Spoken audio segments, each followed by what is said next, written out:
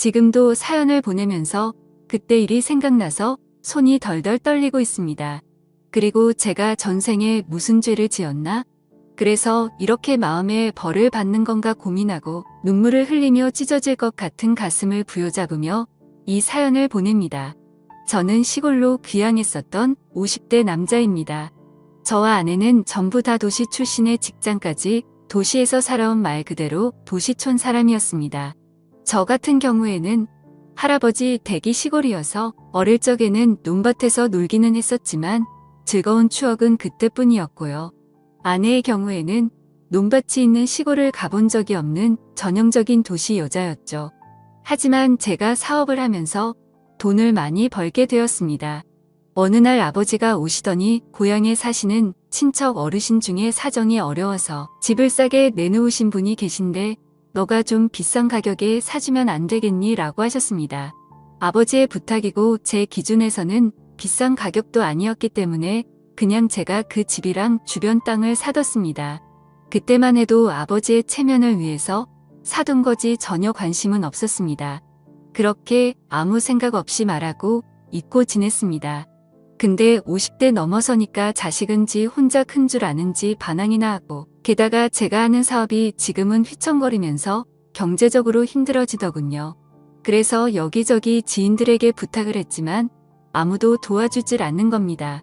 제가 잘 나갈 때는 간 쓸게도 빼줄 것 같던 사람들이 그리고 제가 그토록 도와줬던 사람들이 제가 어려워지니까 안면을 싹 바꾸는데 괜히 사람이 미워지더군요. 자식이 싫어지고 사람이 미워지니까 아무래도 도시 속 사람이 두려워지니까 떠나고 싶어졌습니다. 그냥 아무도 모르는 곳에 가서 머리를 식히고 싶더군요.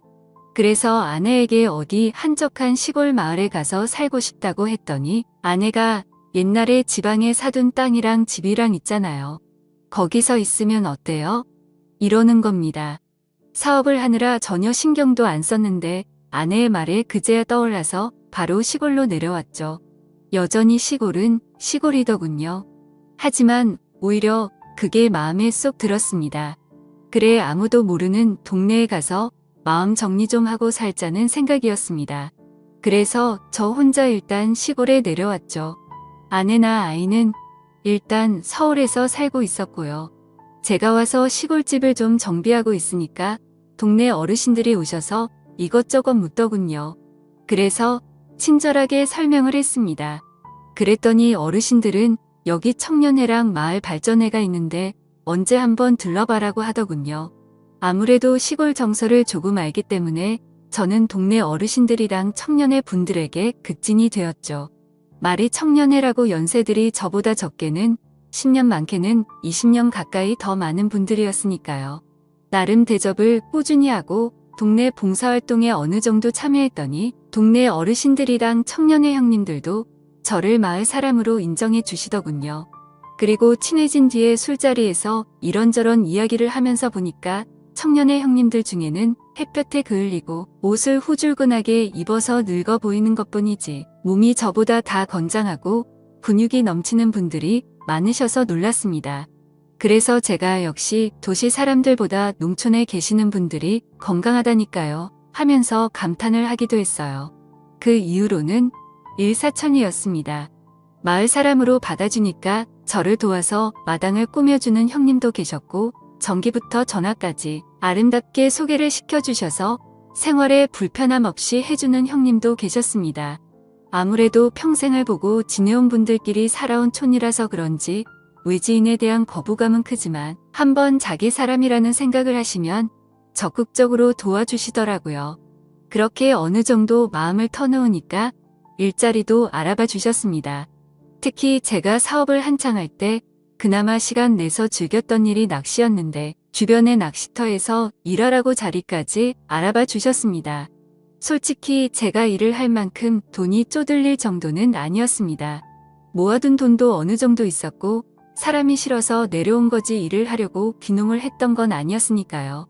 하지만 형님들은 사람이 놀면 안 된다면서 일자리도 알아봐 주시고 저 혼자 있다면서 반찬이랑 식사도 매번 주시는 겁니다. 그때는 역시 진심은 통하는구나 생각했죠. 그 후에 아내랑 아들도 가끔 시골로 내려와서 시간을 보냈고 저는 있는 돈 없는 돈 끌어모아서 낚시터를 인수해버렸습니다. 개벌은 난 못 준다고 사업하는 버릇이 남아서인지 이리저리 홍보도 하고 낚시터 관리를 열심히 했더니 나름 인기 있는 낚시터가 되더군요. 이젠 일도 익숙해지고 마을 사람들과 호영호재하면서 친해지니까 아내를 시골로 불러도 될 것 같았습니다. 아이도 대학에 들어갔고 어차피 떨어져 지는 시간도 꽤 됐고 이만하면 전원 생활을 누리면서 지친 몸과 마음을 치료하면 되겠다라는 생각이었습니다. 그 말에 아내도 흔쾌히 응해줬어요. 그래서 아내는 대학 기숙사에 들어간 아이를 두고 서울에 있는 걸 모두 정리한 채 시골로 내려와 저와 함께 전원 생활을 시작했습니다. 처음에는 아내가 굉장히 즐거워하더군요.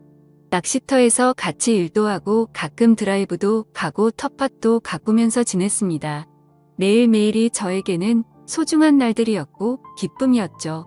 근데 아내는 점점 활기를 잃어가고 짜증만 내는 거예요. 아침에 낚시터 관리하는 것도 이제는 지겹다. 텃밭 가꾸는 것도 이제는 힘들다며 매일 투덜대는 겁니다. 처음에는 달래도 보고 도심지로 나가서 쇼핑도 시켜줬건만 아내의 기분은 도무지 풀릴 기분이 아니더라고요. 아무래도 도시에서 자라서 도시에서 50년 가까이 살았으니 충분히 이해는 됐지만 이제는 늙어 죽을 때까지 흙냄새 맡으며 살아야 하는데 자꾸 우울해하니까 답답하더라고요. 그래서 하루는 아내에게 당신 뭐가 불만이야? 서울로 다시 가고 싶어? 라고 물으니까 그건 또 아니랍니다. 그래서 다시 아내에게 이젠 여기가 제2의 고향이야. 난 다시 서울로 가고 싶어도 갈 수 없어. 불편한 건 좀 있겠지만 조금만 참자 제발 이렇게 통사정을 했죠. 아내도 그러겠다고 대답은 하더군요. 너무 힘들어서 주변 어르신들과 청년 형님들에게 이야기를 했더니 그런 일들이 예전부터 쑥도록 했다면서 특히 청년 형님 중 한 분은 우리가 너무 무신경했네. 재수 씨가 좀 쑥스러워하길래 일부러 동네 적응하라는 뜻으로 말도 안 걸고 그랬는데 이참에 마을 잔치라도 한번 열어줘야겠어?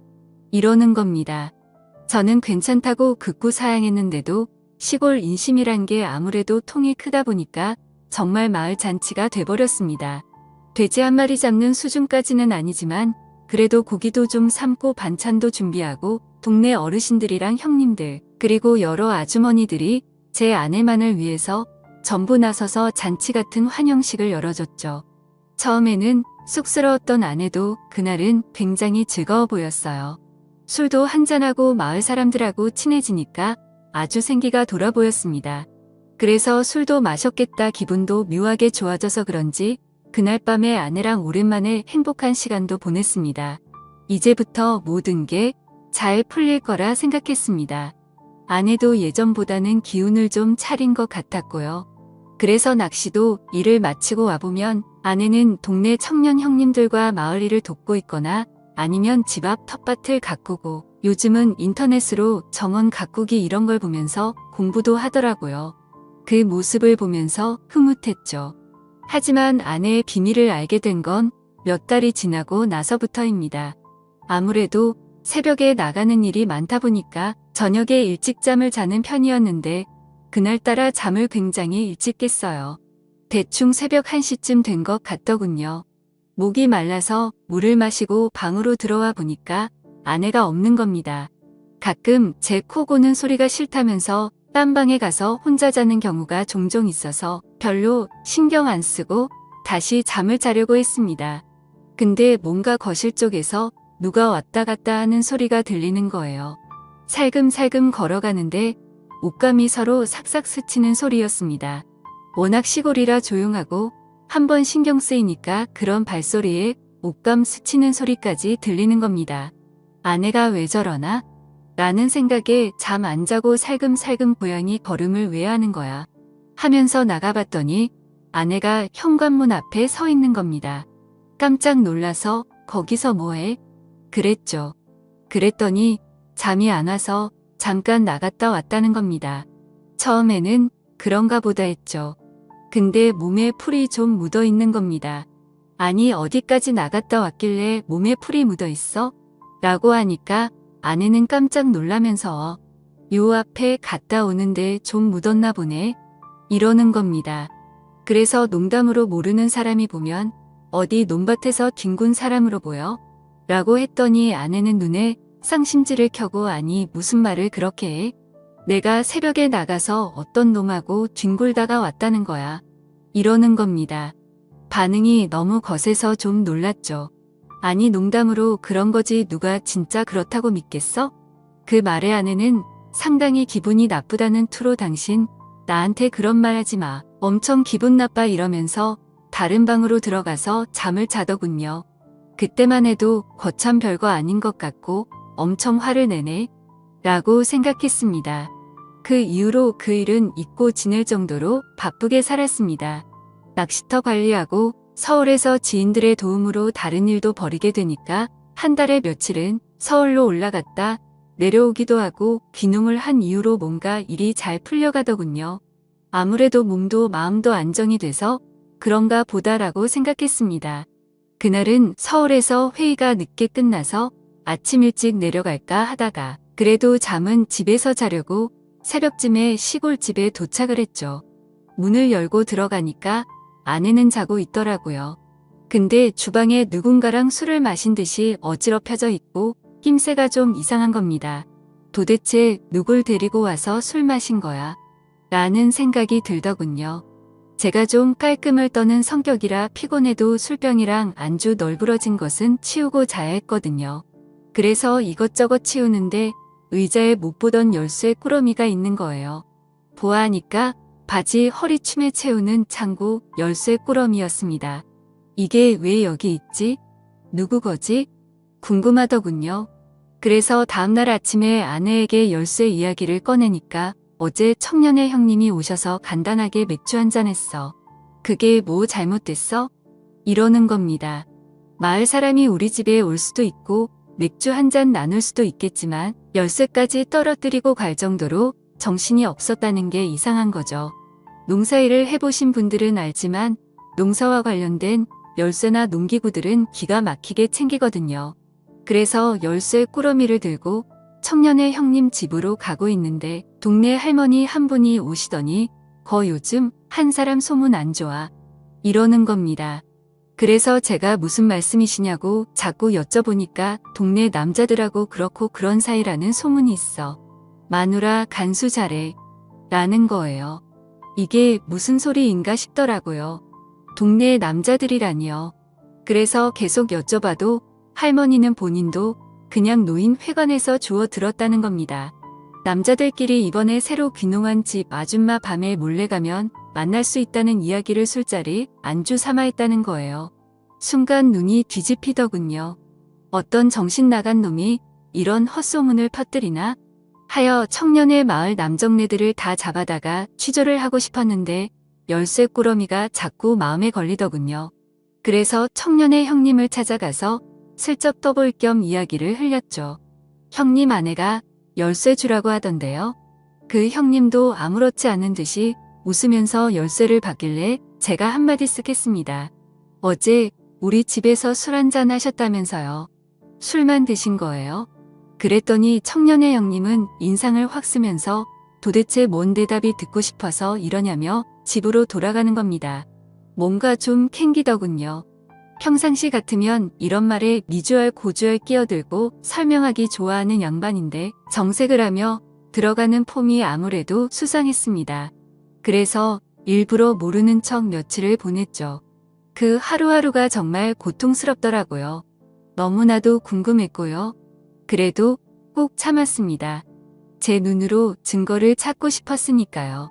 그런데 드디어 그날이 왔습니다. 그날도 새벽쯤에 자는 척 하던데 아내가 어디론가 나가더군요. 자는 척 하다가 몰래 쫓아 나가봤습니다. 청년의 형님이기만 해봐. 둘 다 아작을 내버릴 거니까 라는 생각에 뒤를 쫓아갔죠. 그런데 새벽 이슬 맞고 아내가 찾아간 곳은 논밭 근처에 있는 허름한 비닐하우스였습니다. 농사를 짓는 곳은 아니고 마을 공용창고같이 농기구를 저장해 놓고 쉬는 공간으로 활용을 하는 곳이었거든요. 순간 망치로 머리를 맞은 기분이더라고요. 그래서 몰래 안을 들어가서 안쪽을 봤습니다. 누굴까? 어떤 놈일까? 궁금하기도 하고 막상 보면 열받을 것 같아서 두렵기도 하고 손이 부르르 떨렸지만 안을 들여다봤죠. 그런데 세상에나 청년의 형님이 아닌 다른 형님인 겁니다. 이건 또 뭔가 싶더라고요. 둘은 이미 더러운 짓을 벌이기 시작했더군요. 차마 그 소리를 듣고 싶지도 않고 이제는 끝내려는 마음에 확 덮쳐버렸습니다. 깜짝 놀란 아내와 그 형님은 손발이 되게 빠르더군요. 언제부터 이랬냐며 제가 화를 막 내니까 갑자기 그 형님 입에서 더 충격적인 말이 튀어나왔습니다. 난 오늘이 처음이고 다른 사람들을 몇 번 만났어. 이건 또 무슨 소리인가? 머리가 띵 하더군요. 아내는 여보, 지금 이 사람이 정신 나가서 헛소리하는 거야. 믿지 마. 라고 하더니 나중에는 살려달라고 빌고 나중에는 악에 바쳐서 맘대로 해. 하면서 들어 눕더군요. 하지만 계속 소리를 지르고 난리를 쳤더니 끝내 몇 군데 집을 가리키는 겁니다. 그 새벽에 그 집 문을 발로 차고 들어가서 나와 우리 마누라 건든 놈들 나오라고 큰 소리를 쳤습니다. 동네가 난리가 났죠. 알고 보니 마을에 체격 좋고 힘 좀 쓴다는 대여섯놈 그리고 물론 청년의 형님도 껴있었습니다. 마을 남정네들 대여섯놈이 마누라랑 놀아다타더군요. 하늘이 무너지는 기분이었습니다. 그놈들은 제 아내가 먼저 유혹을 했다면서 핑계만 늘어대고 아내는 아니라고 자기는 그런 적 없다고 싹싹 빌고 아주 난장판이었습니다. 조용히 끝내려고 했지만 도저히 안 되겠더군요. 근데 마을 이장님이 한사코 말리고 제발 경찰에 신고를 안 하면 안 되겠냐며 싹싹 빌더군요. 그리고 마을 사람 모두가 잘못했다면서 합의금은 얼마든지 주겠다며 싹싹 빚는 겁니다. 확인을 해보니 무슨 대가성으로 주고 판 것도 아니고 아내가 자발적으로 나섰던 터라 이걸 어떻게 처벌하기도 애매하더라고요. 이제는 더 이상 더러운 쓰레기들이 사는 동네에 도저히 있고 싶지도 않고 아내를 보고 싶지도 않아서 아내와는 이혼을 했고 정신적 위자료를 청구했습니다. 그리고 마을 청년의 놈이랑 몇몇 사람은 탈탈 털어서 꽤 많은 액수의 돈을 받아냈습니다. 어차피 법으로 제대로 엿먹일 수 없다면 돈이라도 왕창 뜯어낼 생각이었는데 촌사람들이 은근히 돈이 많더군요. 그 돈으로 지금은 서울에서 장사를 하고 있습니다. 정말 잘 먹고 잘 살고 있습니다만 마음 한구석은 정말 쓰리고 아픕니다. 동네 사람들은 지금도 이 일은 비밀로 쉬쉬하고 있다고 하더군요. 정말 파렴치한 아내와 시골 남자들을 생각하면 지금도 피가 거꾸로 솟네요. 저의 긴 글을 읽어주셔서 감사합니다.